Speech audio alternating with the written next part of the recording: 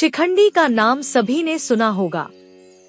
शिखंडी को उसके पिता द्रुपद ने पुरुष की तरह पाला था, तो स्वाभाविक है कि उसका विवाह किसी स्त्री से ही किया जाना चाहिए।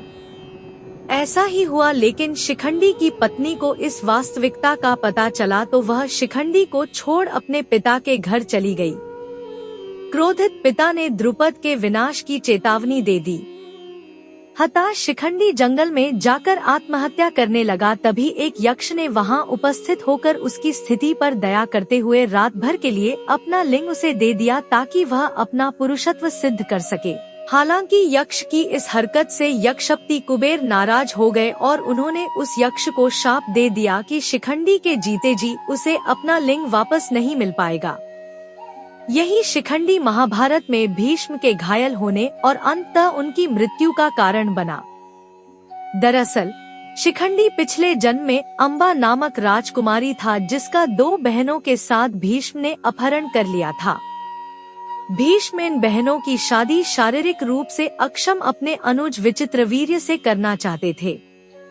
अम्बा ने भीष्म को बताया कि उसका प्रेमी है और प्रार्थना की कि उसे मुक्त कर दें। भीष्म ने उसे मुक्त कर दिया, लेकिन उसके प्रेमी ने उसे अपनाने से मना कर दिया और उसे वापस विचित्रवीर्य के पास लौटना पड़ा। लेकिन विचित्रवीर्य ने भी उसे अस्वीकार कर दिया। तब अम्बा ने भीष्म के सामने विवाह का निवेदन रखा, लेकिन उन्होंने तो आजीवन ब्रह्मचारी रहने व्रत लिया हुआ था। अंततः अम्बा ने परशुराम से न्याय की गुहार की।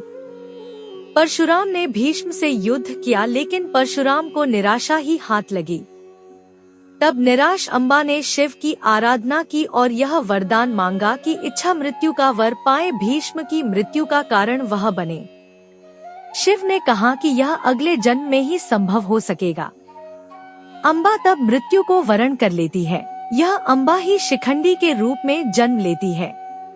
इसी शिखंडी को कृष्ण ने अपने रथ पर आसीन किया और अर्जुन के साथ भीष्म के सामने ला खड़ा किया।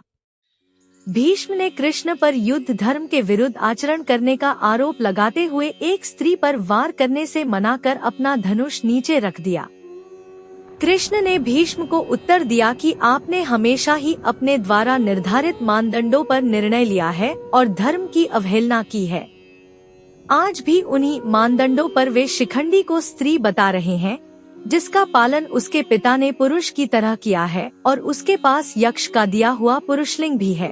भीष्म ने फिर भी युद्ध करने से मना कर दिया, जिस पर कृष्ण ने शिखंडी और अर्जुन को ललकारा कि वे भीष्म पर वार करें, ताकि भेदभाव पर आधारित उनकी मान्यताओं की जगह समावेश को महत्व देने वाले धर्म की स्थापना हो सके।